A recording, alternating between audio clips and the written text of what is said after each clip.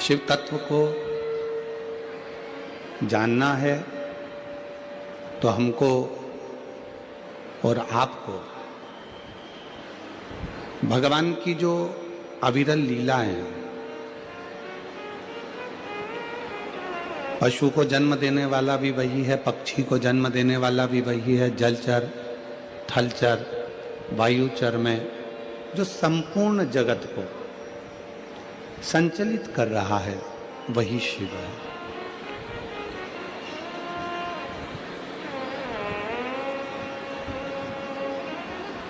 एक बार मां सती जी ने भगवान शंकर जी से पूछा था, आपका निवास, संसार का व्यक्ति आपको ढूंढने के लिए बहुत दूर तक नहीं जा सकता, इतनी व्यस्तता का समय है कि इस व्यस्तता के समय में लोग बहुत दूर तक नहीं जा पाते हैं, बहुत दूर तक पहुंच नहीं पाते हैं। तो इस व्यस्तता के समय में यदि परमात्मा को भजना है या आपको संसार के लोगों को जानना है,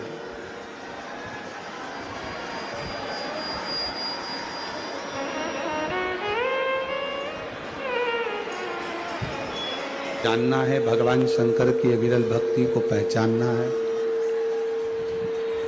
तो हम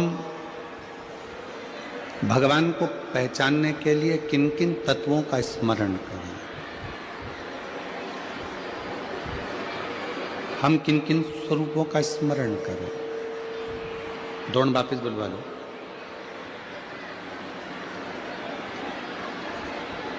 क्योंकि शिव भक्ति एक ऐसी भक्ति है जिसमें भगवान शंकर को जिसने पहचान लिया, भगवान शंकर को जिसने जान लिया, फिर इस संसार सागर में उसका दूसरी बार जन्म नहीं।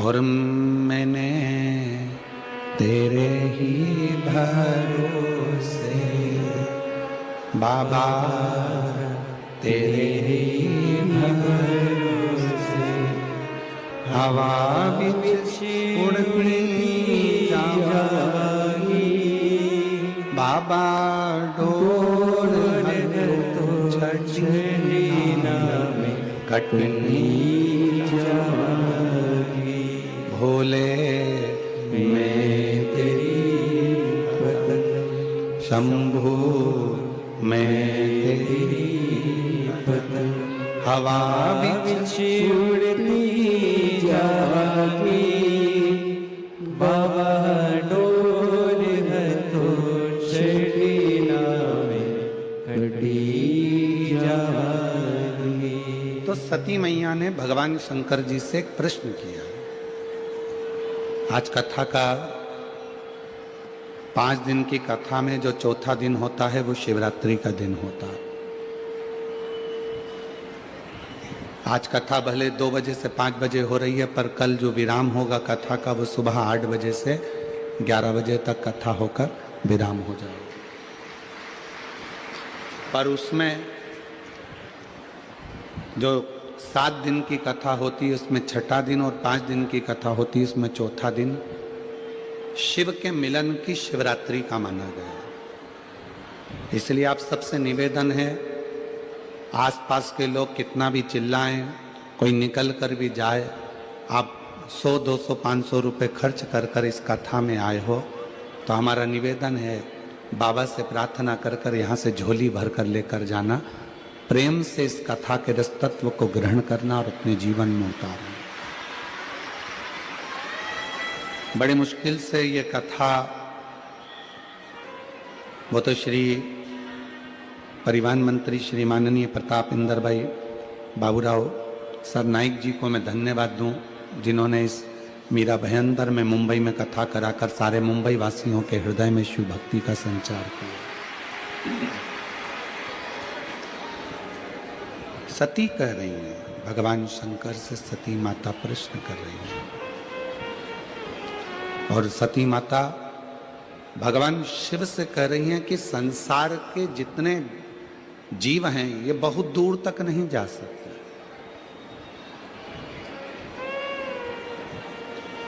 आपको पाने के लिए कैलाश तक पहुंचना सरल नहीं है, आपको पाने के लिए काशी तक पहुंचना सरल नहीं है, आपको पाने के लिए उज्जैनी तक पहुंचना सरल नहीं है। संसार का मनुष्य आपको उसके नजदीक में ही प्राप्त कर ले, ऐसा कोई स्थान बताइए, ऐसी कोई जगह बताइए। 3 जगह हैं जहां पर मेरा ओघड़दानी हर रूप में आपको मिल जाए। पहले नंबर पर है जल, दूसरे नंबर पर है जंगल और तीसरे नंबर पर है जमीन।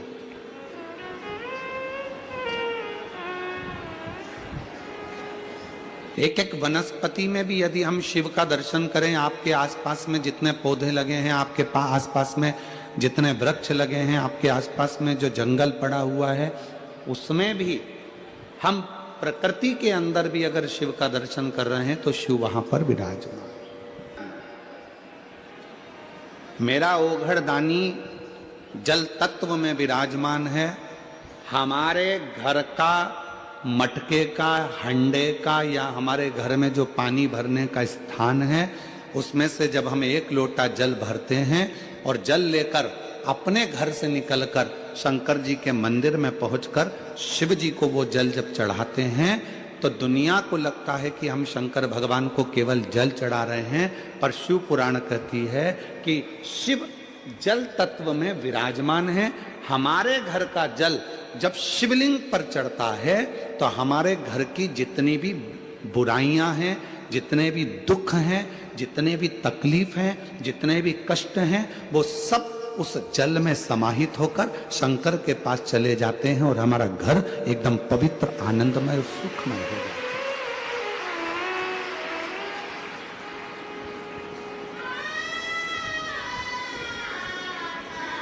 शिव जल तत्व में, भगवान शंकर जल तत्व के भीतर। उस जल को जिसने पहचाना, उस जल को जिसने जान लिया, उसकी जिंदगी सार्थक हो गई।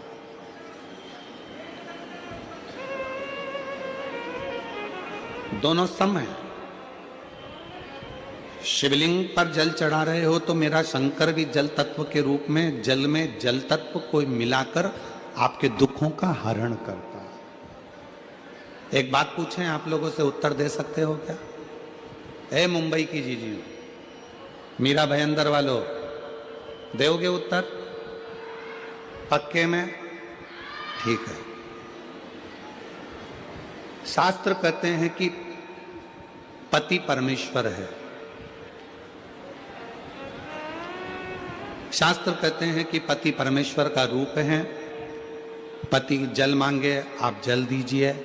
पति दवाई मांगे, आप दवाई दीजिए। पति बेग मांगे, आप बेग दीजिए। पर मैं आपसे एक बात पूछना चाहता हूं, शिव महापुराण में शिव और शक्ति दोनों की बराबर की कथा है।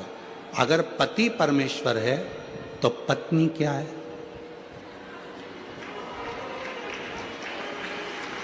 पत्नी क्या है?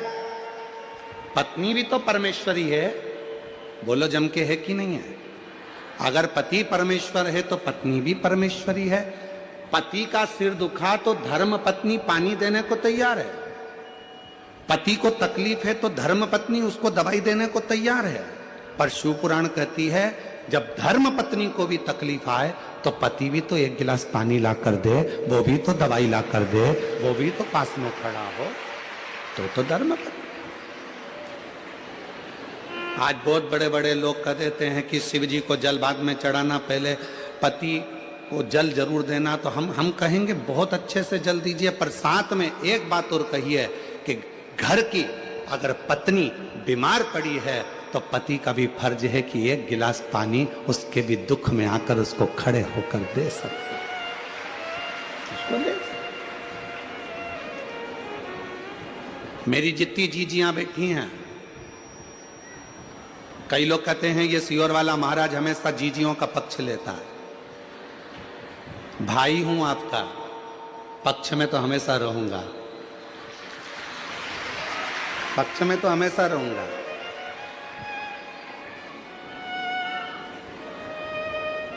पूरे महीने अगर मेरी बहन, मेरी जीजियां आपको पानी दे सकती हैं, आपके लिए भोजन बना सकती हैं, पूरे महीने मेरी जीजियां आपके लिए सब दे सकते हो, तुम भी उनके लिए प्रसाद बना सकते हो, तुम भी उनके लिए सहयोग कर सकते हो।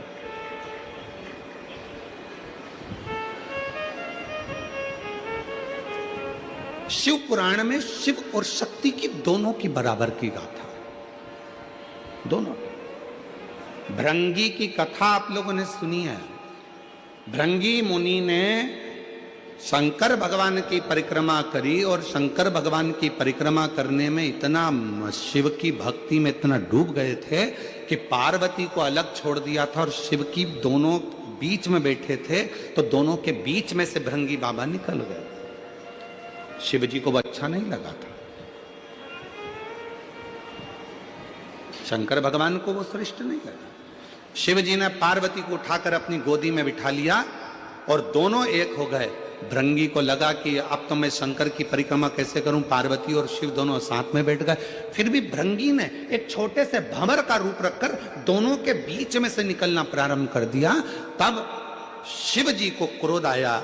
भगवान शंकर कुछ बोलते उससे पहले मां जगत जननी को लगा कि ये भृंगी तो शंकर का भक्त है, शिव का उपासक है, अगर शिव इसको श्राप देंगे तो अच्छी बात नहीं है। तो मां आद्य शक्ति स्वयं सामने आ गई और बुराई का पूरा ठीकरा मां आद्य शक्ति ने अपने ऊपर ले लिया और कह दिया, भृंगी सुन,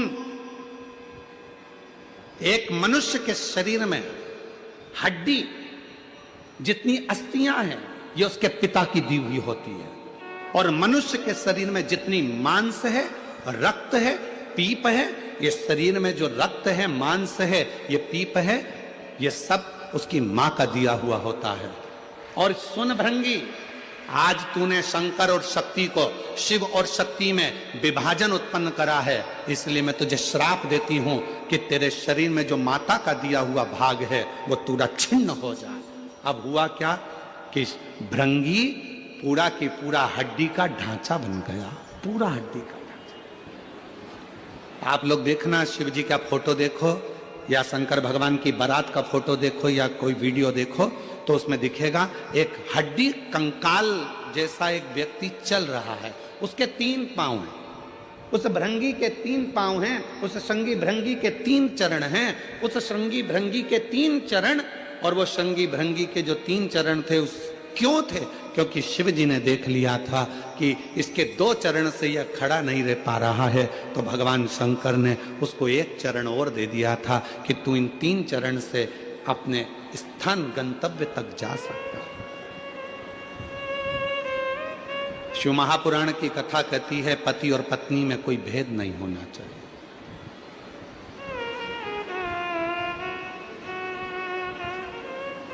स्त्री और पुरुष में कोई भेद नहीं होना चाहिए। शिव महापुराण की कथा कहती है, एक पति कहता है कि मैं ऑफिस से आया, तू मुझे पानी ला कर दे, और मान लो वही पत्नी तुम्हारी भी नौकरी करती है, वो भी ऑफिस जाती है। मुंबई जैसे शहर में तो परिवार को चलाने के लिए पति पत्नी दोनों को जॉब करना पड़ता है। बोलो मेरी जीजियों, सही है कि गलत है?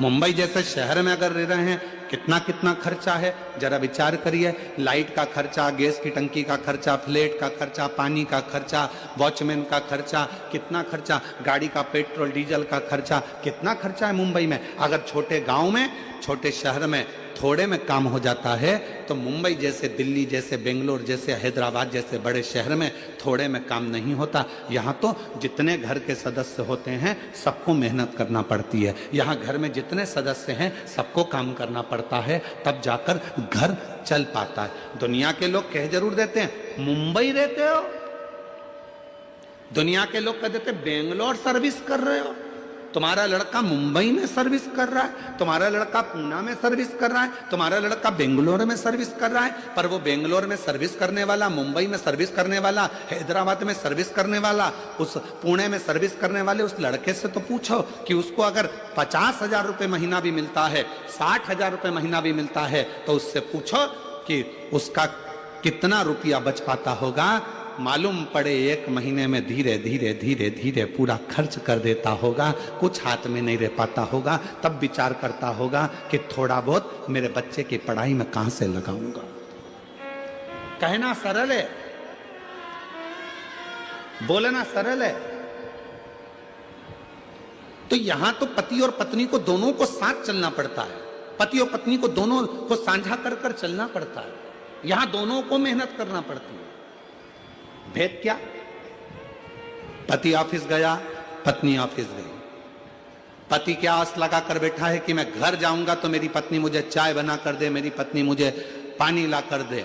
तो पत्नी भी तो बेचारी सोचती होगी कि आज मैं घर जा रही हूं, बहुत थक चुकी हूं। जितना पति थका होगा उतनी वो भी थकी होगी, उसके मन में भी भाव आता होगा कि कोई तो हो जो मुझे एक गिलास पानी का पूछ ले। अगर वही पत्नी अपने मायके में नौकरी कर रही होती, अपने मायके में रह रही होती, और जब नौकरी कर कर घर आती तो वो माँ उसको कहती, बेटा थक गई होगी, ले एक गिलास पानी पी ले, मैं जब तक चाय बना कर लेकर आती हूँ। उस पत्नी को अपने मायके की याद आती है जब वो अकेली हो जाती है। तो शिव कथा कहती है, पार्वती जी का संवाद कर रहा है, सती माता का संवाद कर रहा है। एक श्रेष्ठ पति की गणना क्या होती है, एक श्रेष्ठ पति कैसा होना चाहिए कि धर्म पत्नी जो तेरे साथ ब्याह कर कर आई है उसको मायके की कभी याद ना आवे, और तेरा संग ऐसा मिले कि उसका मान सम्मान और इज्जत दोनों बढ़ती चले, दोनों का संग। एक लाइन आप लोगों ने सुनी होगी, आप तो फिल्मी दुनिया के लोग हो, मुंबई जैसे शहर में रहते हो, गाने तो आप गुनगुनाते रहते हो, तो एक गाना और आपके जीवन में गुनगुना रहे होगा आपने, मायके की कभी। पवित्र कथा, कितना पवित्र भाव, कब मायके की याद नहीं आएगी। लड़की को ससुराल जाने के बाद मायके की याद कब नहीं आती? जब उसका पति उसका आदर करता है, जब उसके परिवार वाले उसका सम्मान करते हैं। और हम करेंगे, याद रखना, पति आपका आदर करे, आपके ससुराल आपके परिवार वालों का आदर करे, तो आपको भी उसके परिवार वालों का आदर सम्मान दोनों को बरकरार रहे, दोनों को।